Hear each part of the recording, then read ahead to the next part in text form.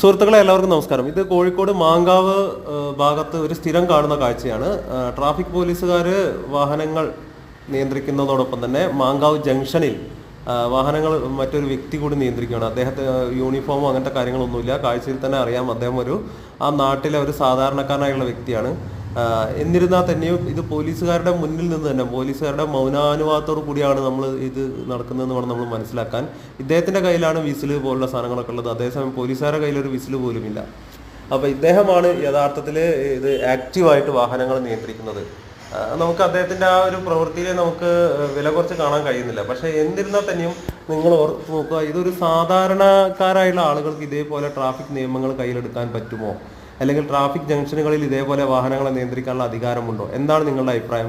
Comment ചെയ്യുക.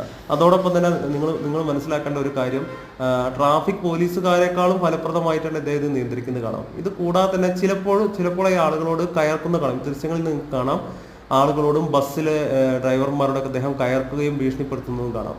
ഈ ഒരു ദൃശ്യം അധികൃതരിലേക്ക് എത്തുന്നത് വരെ നിങ്ങളൊന്ന് ഷെയർ